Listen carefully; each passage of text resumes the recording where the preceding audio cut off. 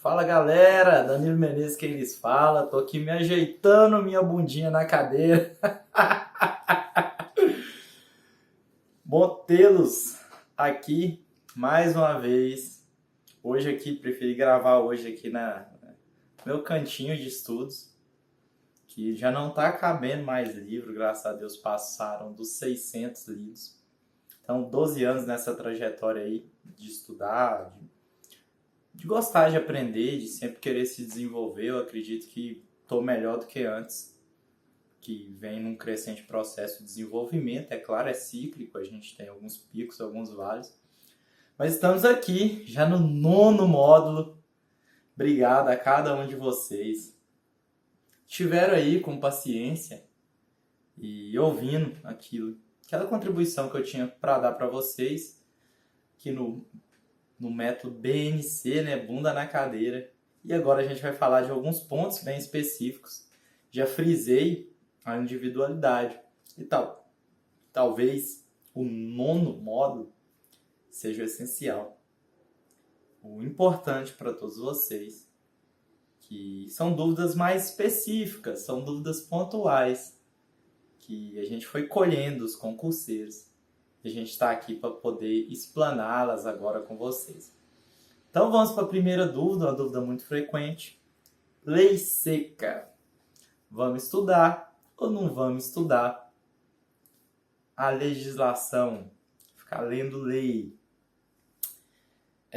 Normalmente, toda pessoa quase todas que você pegar aí para conversar, vai te falar a importância hoje, principalmente em primeiras fases, de ler legislação pura e simples.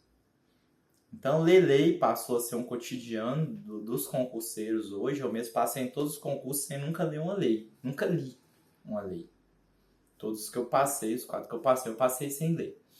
Então, não vou desaconselhar que você leia, até passei a ler depois alguns pontos específicos. Ler a Constituição é importante e saber aqueles artigos mais cobrados é importante. Mas normalmente a gente pincela nos resumos o mesmo conteúdo da lei, talvez de forma até mais profunda, mais didática. Então eu não via tanta necessidade de ter aquele contato com o texto da lei. Mas as provas mudaram, acho que a gente tem que mudar também um pouquinho da minha época para cá. Tem se cobrado muito texto expresso de lei, da forma literal da lei, com pequenas mudanças. Então, você ter um contato com a lei, colocar a leitura de legislação e esquematizando, grifando sua própria legislação, ou já comprando uma esquematizada. Tem algumas pessoas legais aí fazendo conteúdo legal de legislação esquematizada. Ou comprando já pronta. É interessante que você maximiza um pouco o estudo de lei. Não acho que seja o essencial ficar lendo lei, sem entender a matéria, sem compreender a dinâmica que está por trás de todo aquele conhecimento legal, positivado. Mas ler lei sim é algo que hoje, na realidade de hoje, eu acho que é importante. Você deve sim criar uma sistemática para poder estar tendo contato direto com a legislação e não estar errando aquelas questões que são simplesmente um copia e cola da legislação. Com pequenas mudanças em algumas questões, você vai estar safo com aquela situação e não vai cair nessa pegadinha. Então, lei seca ou não? Sim, lei seca não é essencial, mas é importante que você leia, que coloque isso, sei lá, 10% dos seus estudos, 20% no máximo. Porque é chato, é um negócio meio chato, mas aí você vai criando sua esquematização ali, deixando a sua cara, pincelando os pontos importantes. Muitos não são cobrados em provas. Normalmente as provas cobram pontos específicos. Ou já comprando material esquematizado, que vai tornar essa tarefa aí, que é importante sim, como eu já disse, um pouco mais tranquila e maximizar seu rendimento. Fazer ou não fazer questões é outra questão complicada. É outro tema complicado, né? Questões, fazer ou não. Eu já falei no início a importância das questões para avaliar seu conhecimento. Então, como mecanismo de feedback do que você aprendeu, essencial questões. Essencial. Agora, Danilo, devo fazer questões, eu vou aprender a matéria? Não. Tu não vai aprender nada fazendo questão. Então, assim, você tem que ter um conhecimento de base da matéria e a partir daí fazer questão. E fazer para quê? Só para eu ter um feedback do que eu sei ou para eu fixar? Eu penso que você já pode fazer pensando nesses dois fins. Você tem um feedback do seu rendimento e já vai passar a fixar a matéria. Por isso, eu recomendo que se faça nesses sites que tem mecanismo de feedback para você avaliar e também tem justificativas das questões, porque você lê, vê a justificativa. Veja sempre, tanto de que você, qual motivo você acertou e qual motivo você errou. A partir disso, você não só tem noção de onde você está falho, como também você revisa o que é certo e introjeta no seu cérebro aquilo que é melhor, que é recomendado. Tanto que estão cobrando, você aprende que normalmente pega de outros concursos, você aprende a ter um feedback do que estão cobrando, um feedback do que você está errando, do que você precisa melhorar. E lendo a justificativa, você também fixa aquela matéria, porque você mesmo errando, você vê o que é certo e aquilo te dá uma carga de conhecimento maior. Só que aí vem um ponto específico, eu considero a cereja do bolo, e eu vou divergir de muita gente. Você também tem que avaliar o que eu estou falando aqui, não de forma dogmática, que como fosse algo pronto e que só existe dessa forma, mas você tem que avaliar o quão útil e o quão lógica isso faz para você. E o quão você rende nesse ambiente. Eu, particularmente, entendo que as questões não podem estar próximas da leitura da matéria. Por uma série de mecanismos neurais do funcionamento do nosso cérebro, eu acredito que o rendimento das questões ele se dê de uma forma maximizada fora das matérias. Então, você estudou penal hoje, não vai fazer questão daquilo que você estudou, aquilo está fresquinho na sua cabeça. Vai fazer depois com o feedback das justificativas, né? Lógico, esse mecanismo que eu falo com o feedback das justificativas, que é o tipo de questão que eu indico. Vai fazer em um novo momento, que você vai simular de forma melhor aquilo que você simularia fazendo uma prova, que você não vai ler tudo antes de fazer a prova. E além disso, você vai criar novos caminhos neurais, porque às vezes você vai rever a matéria. Então é uma forma de revisão. E às vezes você fazer a questão logo em seguida a fazer a matéria, ela te dá uma falsa sensação de segurança, ela quebra o mecanismo de feedback. Porque aquele feedback é viciado. Você acabou de ver a matéria, a tendência é que você acerte. Mas quando você vai fazer a prova, a tendência é que não se repita essa experiência que você teve aí no laboratório da sua casa. Então, fazer questões sim, questões com justificativa. Ó, o merchan aqui, vou ligar o merchan novamente. Questões com justificativa, questões feitas em momento distinto da matéria que você estudou. E utilizando elas tanto para saber o que os concursos estão cobrando, tanto para saber que as matérias que você tem que dar mais ênfase, tanto para saber o seu rendimento, quanto para o mecanismo de revisão.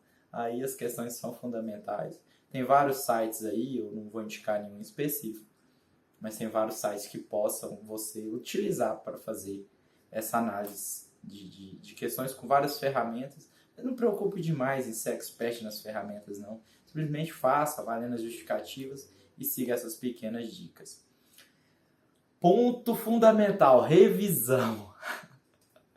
Uma das formas de fazer revisão é essencial, isso aí não indiscutível. É quase unânime na doutrina. Até coach fala que precisa. Então vamos lá. Revisão a gente já bateu o martelo que é algo fundamental. Então eu acredito que independente do concurso que você faça, você tem que criar seu método de revisão de 2 meses no máximo. Você tem que criar um mecanismo de revisão que em 2 meses você vê toda a matéria. Independente de qual concurso seja e de qual seja esse seu mecanismo de revisão.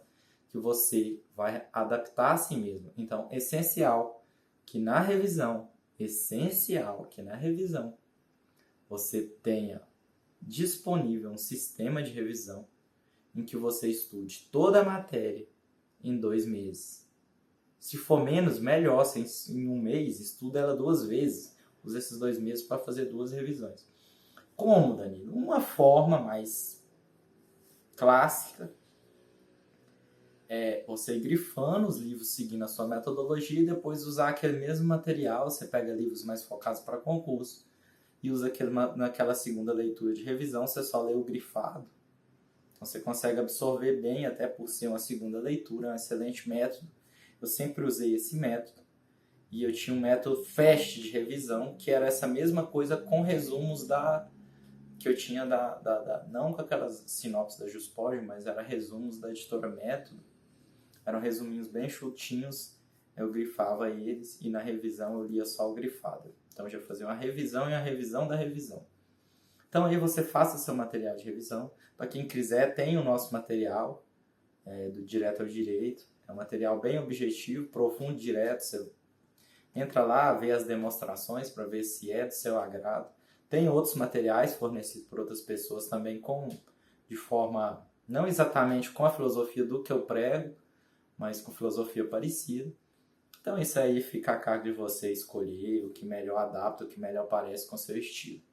Então revisão é sensacional, algo muito necessário. E é uma dúvida que muita gente fala, e quando eu crio o meu próprio material? Tanto é que eu criei o meu. A ideia do Direto ao Direito surgiu assim, eu criei o material de revisão, ele se espalhou, obrigado aí pelos mais de 50 mil downloads. E eu comecei a perceber, até um amigo meu me falou, Danilo, isso aqui é uma joia. Melhora esse nível desse material, é o que a gente está fazendo. E disponibilize isso para outras pessoas, porque você vai conseguir ajudar muita gente. Então, para quem quiser conhecer o material, diretoaudireito.com, a plataforma Direto ao Direito quer se expandir para vários outros temas, isso aí a gente vai fazer aos poucos, né, um mecanismo de feedback, se a gente usa na vida como um todo. Então, seria uma possibilidade. Outra possibilidade, como eu disse, né, você criar seu próprio material. Tem um negativo, que é o tempo que você vai despender para isso, mas tem um positivo, que você criar algo bem personalizado, algo que o poder de absorção de nada que tu leste será tão alto quanto aquilo que tu fizeste. Então você vai dosar isso. Se demora tempo demais para fazer o seu material, eu não recomendo. Mas se você consegue fazer seu material de uma forma um pouquinho mais rápida, recomendo sim você fazer seu material, mesmo não comprando o meu. Recomendo e seria uma boa estratégia, mas lembre-se, revisão é algo fundamental. Se chegar lá na prova com toda a matéria fresquinha na cabeça. Vamos lá, a pergunta que não quer calar. Cursinho, material em PDF, seja impresso, ou seja, resumo, seja impresso ou digital, tanto faz. Ou livros, na guerra quem ganha? O livro pega o resumo e dá um ataque nele. E os cursinhos dão um ataque em todo mundo. Então vamos lá, primeira coisa. Em matéria de qualidade de conteúdo, os livros são os melhores. Porque eles trazem o conteúdo com o fundamento, com a explicação, com o contexto histórico. As doutrinas disparadas são melhores. Em matéria de ganho de tempo, de maximização de tempo, os materiais em PDF são os melhores. Você consegue algo ali já organizado, pincelando aquilo que realmente precisa aprender, sem textos longos, são os melhores. E em matéria de facilidade de entender tudo, os cursinhos são os melhores. Então, você tem que dosar isso e testar. Eu acho que é legal você ir testando. Não compra um cursinho caro logo de cara, não. Nem um material caro logo de cara. Mesmo se quiser utilizar o nosso, compra um. Vê se você se adapta. E depois você vai se alinhando de acordo com aquilo que você entende melhor. Agora vamos para os defeitos do cursinho. O cursinho, embora seja para muita fácil absorção, ele tem um problema muito grande, que é o tempo. você demanda um lapso muito grande para fazer muito pouco. Então eu conseguiria, vou citar meu exemplo, eu conseguiria ler 10 vezes em matéria de conteúdo que eu gastava para assistir aula. Então meu rendimento no cursinho era muito mais lento. Mas assim, sou grato à rede Luiz Flávio Gomes é que me tornou quem eu sou hoje. Foi o catalisador de tudo que eu acabei construindo na minha vida, o amor pela leitura e tudo. Não estou contraindicando os cursinhos, estou falando que realmente neles você vai demandar mais tempo para fazer o que você faria lendo um livro e muito mais tempo para fazer o que você faria lendo um material já mastigado. Problema dos materiais como o nosso, como vários outros que tem por aí. Primeiro, controle de qualidade. Você tem que conhecer o material para ver se você pode ter confiabilidade naquele conteúdo que está sendo passado, o que muitas vezes não é necessário nos cursinhos e nem é necessário nos livros, uma vez que eles vêm de pessoas com grandes empresas, grandes editoras, grandes produtoras de vídeos, cursinhos que já se consolidaram, eu o G7 mesmo recomendo demais, fantástico. O material não tem esse mesmo controle de confiabilidade, então você vai ter que confiar em quem está te passando o material e essa relação de confiança você vai construindo à medida que você vai lendo aquele material, vai percebendo a qualidade do material e esse processo aí, a decisão de qual material você utilizaria, é só você que pode responder a essa pergunta. Então, o defeito dos materiais é esse, o nível de confiabilidade realmente é mais baixo. E o defeito dos livros envolve um pouco do defeito dos cursinhos com um plus. O livro você vai perder muito tempo em alguns pontos e tem um agravante.